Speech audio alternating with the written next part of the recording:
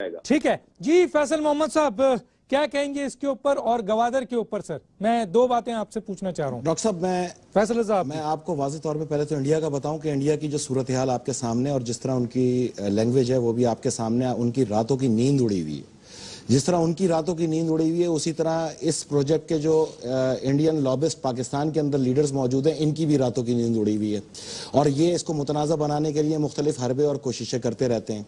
आप अभी मिसाइलों की बात कर रहे थे कि इंडिया जो है वो दाश को मिसाइल देगा पाकिस्तान के छाप लगाकर, तो पाकिस्तान के अंदर तो ऑलरेडी ये सियासतदानों की शक्ल के अंदर केमिकल वेपन इंडिया के मौजूद हैं।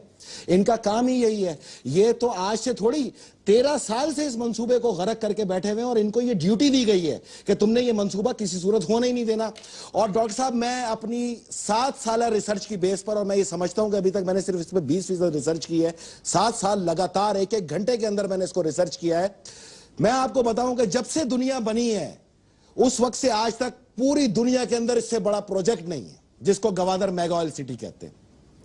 इस प्रोजेक्ट को आज से मैं एक्सप्लोर करना शुरू कर रहा हूं पाकिस्तान के अंदर, और फिर दुनिया देखे हमारी रिसर्च के ऊपर कि हकीकत में ये प्रोजेक्ट क्या है। ये प्रोजेक्ट नहीं है डॉक्टर साहब, ये कोई दुनिया का बहुत अजीम प्रोजेक्ट है। इसके मुकाबले में दुनिया का कोई प्रोजेक्ट नहीं। और इसकी सबसे पहली मिसाल तो आपको मैं ये दूं कि डॉक्टर साहब अमेरिका के, सबसे पहले आप अमेरिका से देखें कि अमेरिका के अंदर 70% लेबर जो है वो फारिग हो चुकी है। वहां की रिपोर्ट्स के मुताबिक उनकी जितनी कंज्यूमर प्रोडक्शन थी वो सिमट गई है और वो चली गई है इस वक्त चाइना के पास। जब उनकी ये प्रोडक्शन चाइना के पास गई तो उसके बाद अमेरिका के पास और कोई रास्ता नहीं रहा कि वो अपनी कंपनीज को फ्री हैंड करे कि वो चाइना में जाकर एस्टेब्लिश करना शुरू करें। इसी तरह यूरोप की सूरत हाल आपके सामने है और यूरोप की भी पूरी जो मैन्युफैक्चरिंग है वो अब चाइना के अंदर चली गई है। तो पूरी दुनिया की कुल 80% मैन्युफैक्चरिंग जो है कंज्यूमर की वो चाइना संभाल के बैठा हुआ है, जिसको वाकई 45 दिन का सफर तय करना पड़ता है जो कि 28,000 किलोमीटर है। और उसके अंदर बिलियंस ऑफ डॉलर के फ्यूल और दूसरे अखराजात आते हैं उस शिप को यहां तक पहुंचने के लिए। शिप में इतना ही तेल होता है कि वो यहां पहुंचकर उसको फिर रिफिल करे, इसलिए वो दुबई का इंतखाब करता है जिसके आगे बिल्कुल पैक है। कुवैत है, इराक है, दुबई बिल्कुल पैक है। उसके आगे आप यूरोप नहीं जा सकते, इसलिए उसको फिर वापस बाहर निकलना पड़ता है और फिर अदन से रेड सी के रास्ते उसको सुइस कैनाल के जरिए यूरोप भेजा जाता है। ये इंटरनेशनल रूट जब आप देखेंगे तो आपको नजर आएगा कि इसके अंदर फिर एक पिच की पोजीशन में एक जगह मौजूद है जिसको कहा जाता है गवादर।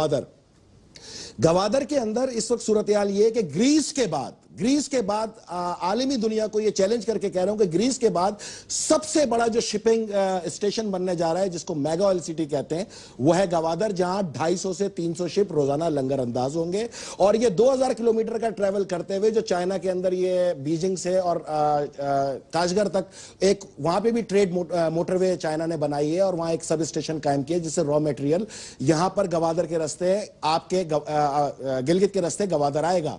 गवादर में सिर्फ पोर्ट नहीं बन रही डॉक्टर साहब, गवादर के अंदर 18,000 फैक्ट्रियों पे मुश्तमिल चीन की कंपनी स्विच कर रही हैं अगले साल 2016 में पाकिस्तान में, जहां इंडस्ट्रियल ट्रेड जोन बनने जा रहा है जो कि पहली जिसका आगाज है, जिसके अंदर 18,000 कंपनियां हैं जो वहां से स्पेयर पार्ट्स आएंगे यहां मैन्युफैक्चरिंग करके और यहीं से फिर पूरी दुनिया के अंदर भेजा जाएगा। इस मैन्युफैक्चरिंग कॉस्ट को चीन इसलिए मैच कर रहा है कि चीन की टोटल तवानाई जो है वो इंडस्ट्री जो है 70% इंडस्ट्री वो गैस पे डाइवर्ट हो गई है और उस गैस को डाइवर्ट 100% करने के लिए यहां से गैस पाइपलाइन डिजाइन की गई है जो पाकिस्तान के रास्ते चाइना तक जाएगी। चाइना को जिस दिन वो गैस पाइपलाइन डायरेक्ट मिल जाएगी, चाइना के $300 बिलियन की इजाफी बचत होगी जो वो तेल और दूसरी चीजें यहां से शत्तुल अरब से चाइना लेके जाता है, ईरान से, दुबई से, सऊदी अरब से, मुख्तलिफ जगह से खरीदारी करके। बेसिक पाकिस्तान का इस वक्त नजरिया यह है कि दुनिया के अंदर एक पूरी सिस्टम चेंज हो चुका है, दुनिया डाइवर्ट कर चुकी है चाइना की तरफ, अमेरिका एक तरफ खड़ा है। और अगर आप गौर से देखें तो अब अमेरिका जो है रेड सी से पीछे सिमटता हुआ यूरोप की तरफ जा रहा है। और जब आप देखेंगे कि वो पीछे जाती हुई यलगार को काउंटर कर रही है एक चीनी यलगार। ऑफ कोर्स चाइना ने 3 प्रोजेक्ट बनाए, plan A Gwadar, plan B जो है चाबहार और प्लान सी जो है अदन। आपको यह जान के बड़ी हैरत होगी कि अदन और इथोपिया सबसे ज्यादा इन्वेस्टमेंट जो चाइना कर रहा है वो अफ्रीकी ममालिक में कर रहा है, और खासतौर पर इथोपिया में कर रहा है, क्योंकि वो यमन और इथोपिया के ताउन से रेड सी के ऊपर एक पुल बनाना चाहता है जहां पे स्क्रूटनी होगी तमाम शिप्स की।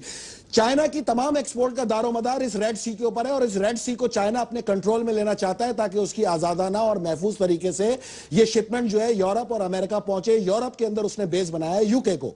इस पुल को बनाने के लिए एक फ्रेंच कंपनी है, उसको $4 अरब का सिर्फ रिसर्च करने के लिए प्रोजेक्ट दिया गया है, ताकि वहां से जो भी शिप गुजरे वो महफूज रहे और चाइनीज कस्टडी के अंदर वो जाता रहे आगे, क्योंकि दुनिया के अंदर सबसे सेफ शिपमेंट है।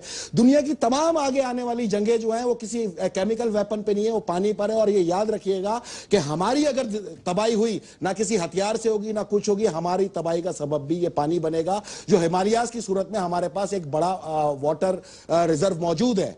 तो पूरी दुनिया के अंदर जब आप ये सूरत हाल देखेंगे तो आपको जाना पड़ेगा दो कंपनीज की तरफ। वो है जी रॉकशील्ड फैमिली, जो कि पूरी दुनिया की इकोनॉमी ग्रिप करती है और पूरी दुनिया के बैंकिंग सर्कल का हेड है। वो पूरी दुनिया के बैंकिंग, सेंट्रल बैंकिंग को चलाती है, मां सिवाय चाइना के। और इसका मुकाबला करती है रॉकफिलर कंपनी।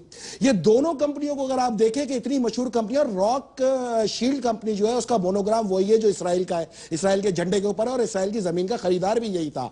ये दोनों कंपनियां चाइना शिफ्ट कर चुकी हैं, तो अब आप खुद अंदाजा लगा लें कि चाइना की पोजीशन क्या होने जा रही है।